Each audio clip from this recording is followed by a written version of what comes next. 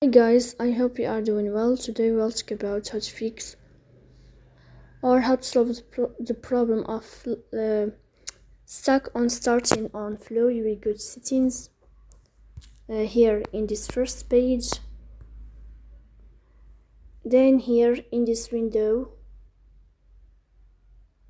you will go to apps, default apps, app settings. In this list you will search about flow and you will enter. Here in this page of app info you will click on first stop and you will click OK. Here you will enter to the window of storage. Then you will click on clear cache.